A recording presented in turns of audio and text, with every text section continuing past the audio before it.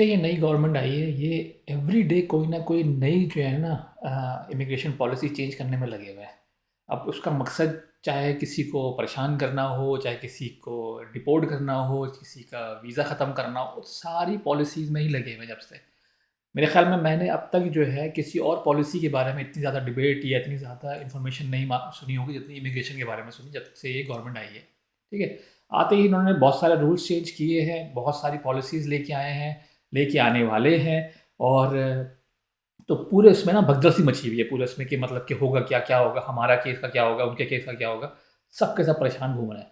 तो अब कुछ चीज़ें ऐसी हैं जो मेन चीज़ें जो है मुझे लगता है कि उससे किसी को इतना फ़र्क पड़ने वाला नहीं है, लेकिन कुछ लोगों को फ़र्क पड़ेगा, लेकिन जो ब्रॉड मेजॉरिटी है उनमें से किसी को फ़र्क नहीं पड़ेगा। तो मैंने सोचा था कि मैं कुछ पॉइंट्स बनाऊँ और आप लोगों के साथ शेयर करूँ, क्योंकि आप लोगों ने भी सुने होंगे बिल्कुल। बहुत सारी यूट्यूबर्स और वेबसाइट्स पे सारी इन्फॉर्मेशन अवेलेबल है। और मुझे लगा कि मतलब कि थोड़ी इन्फॉर्मेशन ऐसी है जो लोगों के पास नहीं पहुंच सकी अब तक। तो एक तो मैंने सोचा चलो ठीक है, थोड़ा सा मैं अपनी जो वो है वो मैं थोड़ा सा शेयर करूँ। तो स्टार्ट करते हैं। नंबर वन पे जो चीज़ मैंने मुझे जो रूल्स जो नया चेंज किया है वो रूल्स ये चेंज किया है कि पहले जो है होता था कि आपका 48 मंथ्स तक की लिमिट थी वीज़े की, कि 48 मंथ्स के बाद आप जो है वो वीज़ा एक्सटेंड नहीं कर सकते, आपको परमानेंट रेजिडेंट की तरफ जाना पड़ेगा। ये एक प्रोसेस था जो कि सब समझ में आता था सबको कि हाँ ठीक है यार, 2 साल के बाद हमें, वो 4 साल के बाद सॉरी, हमें ये प्रोसेस में जाना ही जाना है। लेकिन अब उसको उन्होंने चेंज कर दिया है, उन्होंने कहा है कि नहीं, अब हम उसको चेंज कर देते हैं, हम कर देते हैं 72 मंथ्स का। अब इसका मकसद, बस प्रॉब्लम क्या होती है, प्रॉब्लम हम जैसे लोग जैसे जो वर्क परमिट पे आए थे, अब इमिग्रेशन वाले डिसाइड कर सकते हैं कि आपको 4 साल बाद सिटीजनशिप देनी, इमिग्रेशन के लिए प्रोसेस में जाना है, या आप 8 साल बाद जाएँगे। तो इसका मतलब है कि आपका प्रोसेस और लंबा हो गया। जो 5 साल पे आपको पासपोर्ट मिलता था वो अब 8-9 साल 10 साल पे चला जाएगा पासपोर्ट को मिलने का। तो ये चीज़ें इन्होंने इंट्रोड्यूस करा दी है। और डिस्कशन ये भी चल रहा है कि इसको बिल्कुल ही ख़त्म कर देंगे, कि वो खुद ही डिसाइड करें कि कब तक इसको वर्क परमिट को या वीज़े को चलाना है इन्होंने। वो अब डिसाइड कर सकते हैं अपने ऊपर ही है। वो ऑटोमेटिक कोई सिस्टम नहीं होगा। ये पॉसिबिलिटी अब जो है सुनने में आ रही है। फिर एक और चीज़ जो है वो ईज़ी कर दिया है उन्होंने कि अगर किसी का वीज़ा कैंसिल करना है, किसी को डिपोर्ट करना है, किसी को परमानेंट रेजिडेंट था उसको कैंसिल करना है, उसको उसकी फैमिली या कैंसिल करना है, तो वो अब ईज़ी कर दिया, उन्होंने लॉ में ले आए हैं उसको ना, क्योंकि वो लोग चेंज कर, वो लोग रिपोर्ट कर सकते हैं आपको। एक और चीज़ जो उन्होंने इंट्रोड्यूस कराई है वर्क परमिट वालों के लिए, वो ये है कि पहले हम लोग जब वीज़ा फाइल करते थे वर्क परमिट का, तो उसमें ये था कि आप वो फॉर्म होता था उनका इमिग्रेशन का, वो फॉर्म फिल करें जिसमें बेसिकली ऑफर लेटर होती थी, बन जाता था, वो हम इमिग्रेशन में सेंड कर देते थे और उसकी बिहाफ पे वीज़ा मिलता था। अब उन्होंने कहा नहीं, अब जो है आपको चाहिए एक कॉन्ट्रैक्ट लेटर भी, कॉन्ट्रैक्ट एम्प्लॉयर का कॉन्ट्रैक्ट लेटर हेड पे लिखा हुआ होना चाहिए कि भाई ये आपकी जॉब ऑफ़र हो रही है, जॉब ऑफ़र आपको है, इसमें ये सैलरी होगी, ये चीज़ें होंगी, ये बेनिफिट नुकसान जो भी है वो सब भी मेंशन करना ज़रूरी है, और वो अब नेक्स्ट वीज़ा एप्लीकेशन के साथ फाइल होगा।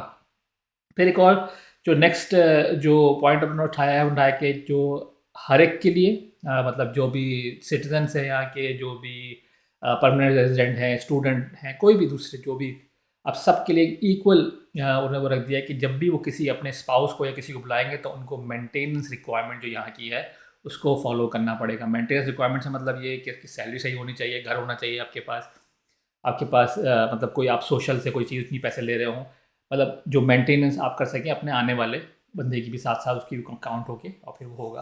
तो वो उन्होंने कहा है कि अब सब के लिए लाजिम होगा। पिछले साल तक वर्क परमिट वालों पे ये लाजिम नहीं था, वो आप बुला सकते थे बगैर किसी उसके। अब उन्होंने कर दिया कि नहीं, आपको करना ज़रूरी है, मेंटेनेंस की इंफॉर्मेशन देना, यानी कि रिक्वायरमेंट पूरी करना ज़रूरी है। जो सबने सुन ही लिया होगा, जो वीज़ा उन्होंने पिछली गवर्नमेंट ने इंट्रोड्यूस कराया था कि क्रेडिट ये लोग भी ले रहे हैं साथ साथ, ये गवर्नमेंट भी, कि अगर आपको जॉब सर्च करनी है या बिज़नेस स्टार्ट करना है तो आप 3 से 9 महीने के वीज़े पे अप्लाई कर सकते हैं, उसमें आ सकते हैं। उसको ये लोग और प्रमोट कर रहे हैं कि कह रहे हैं कि भाई बाकी जगह हम कम कर रहे हैं, तो ये चीज़ को हम लोग आपको दे रहे हैं कि आप इसके ऊपर आएँ ज़्यादा ना, बनिस्बत इसके कि आप इलीगल तरीके से आएँ, डिफरेंट तरीके से आएँ। तो वो इसको प्रमोट कर रहे हैं ज़्यादा। अब जो एक और चीज़ उन्होंने बहुत जो मुझे लगता है कि बहुत ही अच्छी चीज़ उन्होंने इंट्रोड्यूस करा रहे हैं, वो ये है कि पहले ये होता था कि अगर मैं अगर फॉर एग्ज़ाम्पल मैं अगर किसी वीज़े पे हूँ, फॉर एग्ज़ाम्पल मेरी वाइफ़ जो है स्पाउस वीज़ा पर है फॉर एग्ज़ाम्पल, ठीक है? उसको चेंज करना है कि नहीं यार, अब वो जो है स्टूडेंट वीज़ा पे जाना चाह रही है, क्योंकि उसको स्टडी करनी है, या उसको स्टूडेंट वीज़ा पे करना है, या उसको हमारे हालात चेंज हो गए, जो भी हुआ, मतलब हम लोग सेपरेट हो गए या उसका वीज़ा अलग हो गया, कुछ भी हो सकता है, एक्स वाई ज़ेड, ठीक है ना? तो अब उसके ऊपर लाज़िम था कि उसको वापस अपने कंट्री जाना पड़ेगा और वहाँ से वीज़ा अप्लाई करना पड़ेगा दोबारा से वीज़ा स्टेटस चेंज करने के लिए, और फिर वो आ सकते थे। अब उसमें कितना टाइम पीरियड लगता है वो हम सबको पता है कितना लगता है आजकल टाइम। तो उन्होंने वो ख़त्म करने की बात कर रहे हैं कि अभी तक 100% हुआ नहीं है ये, लेकिन ये उन्होंने प्रोसेस में है, ये हो जाएगा, मतलब कुछ महीनों में हो जाएगा चीज़, नहीं? तो उसमें ये होगा कि अगर आप यहाँ रहते हुए भी अपना स्टेटस चेंज कर सकते हैं। फॉर एग्जांपल स्टूडेंट वीज़ा से वर्क परमिट से आप तीसरा चीज़, चौथे बिजनेस वीज़ा पे किसी पे भी आप जा सकते हैं। फॉर एग्जांपल वर्क परमिट से आप स्टूडेंट वीज़ा पे आने पर आपको मुश्किल होती थी, तो वो उन्होंने कर दिया कि नहीं, अब वो चीज़ें थोड़ा सा ईजी हो जाएंगी और आप कर सकते होंगे बनस्बत के आपको वापस जाना पड़े। और एक और इसमें वीज़ा इन्होंने इंट्रोड्यूस करा रहे हैं, वो ये है कि बहुत सारे लोग जो है वीज़ा अप्लाई करते हैं, उसमें उनको प्रॉब्लम ये हो रही है कि अब मैंने फॉर एग्जाम्पल मैंने वीज़ा फ़ाइल किया है और 1 साल हो गया, कोई वीज़ा का डिसीजन आया नहीं। अब मेरे पेरेंट्स वहाँ बीमार हैं या मुझे कुछ करना है या बिज़नेस ट्रिप पे जाना है, जॉब की तरफ से कहीं जाना है, कुछ भी हो सकता है। मेरा वीज़ा ही नहीं है मेरे पास, मैं कहीं जा ही नहीं सकता। तो उन्होंने अब इसके लिए एक वीज़ा इंट्रोड्यूस करा रहे हैं कि वो अप्लाई कर लें आप वीज़ा, और फिर उसके थ्रू आप ईज़िली ट्रैवल कर सकते हैं जब तक आपकी एप्लीकेशन जो है इनके प्रोसेस में है। तो ये एक अच्छी चीज़ है जो लोगों को पता नहीं है। आप ये भी आप सर्च कर सकते हैं, मैं और भी इन्फॉर्मेशन कलेक्ट करके आप इन्फॉर्म करूँगा, लेकिन अभी फ़िलहाल मेरे पास इतनी ज़्यादा इन्फॉर्मेशन नहीं है इसके बारे में, लेकिन ये चीज़ एक प्रोसेस में है। फिर इसके अलावा इन्होंने ये भी एक इंट्रोड्यूस करा रहे हैं कि जो फैमिली मेम्बर्स हैं, फैमिली जैसे अगर मैंने अपनी वाइफ़ को बुलाया अपने साथ, पाकिस्तान से बुलाया है अपनी वाइफ़ को, या किसी तीसरे बंदे ने कुछ बुलाया है या हस्बैंड को बुलाया है, और बाद में उनकी अनबन हो गई या कुछ भी हो गया, तो फिर वो उनका वीज़ा कैंसिल कर सकते होंगे। जो स्पाउस वीज़ा जो मिला था वो कैंसिल कर सकते हैं। पहले ये था कि वो कैंसिल नहीं कर सकते क्योंकि वो डिपेंडेंट था पूरा उनके हस्बैंड के ऊपर ही या वाइफ़ के ऊपर ही, तो वो पूरा वो प्रोसेस चलता रहता था जब तक उनके नेक्स्ट एक्सटेंशन की बारी नहीं आ जाती थी। अब ये है कि वो लोग कैंसिल कर सकते हैं, उसको ख़त्म कर सकते हैं, बोलते हैं कि ठीक है भाई, अल्लाह हाफ़िज़, आप लोग का कोई ताल्लुक नहीं दूसरे से, तो आपने वीज़ा की कंडीशन भी चेंज हो गई। तो अब ये चीज़ भी इन्होंने करने का बोल दिया है कि ये करेंगे अब ये लोग। और एक और चीज़ जो इन्होंने बहुत अच्छी कर रही है, मैं इस पे वो करने को कोशिश मतलब बोलूँगा कि मतलब जो यहाँ पे जो वही बात है कि वीज़ा जो है एक्सटेंड हो जाती है, लोगों को वीज़ा एक्सटेंशन में दिया हुआ है, लंबी-लंबी लाइनें लगी हुई हैं। टाइम पीरियड इतना ज़्यादा हो जाए कि वो जो है आपको समझ में नहीं आ रहा कि मतलब यार, अब मैं जब हॉस्पिटल में जा रहा हूँ, डॉक्टर के पास जा रहा हूँ या कोई बेनिफिट मुझे लेना है, बीमार हो गया मैं, तो मुझे सिक लीव लेनी है, हमारे जो शहरी निकासा से लेनी है कुछ, उस चीज़ों में बहुत प्रॉब्लम होती थी।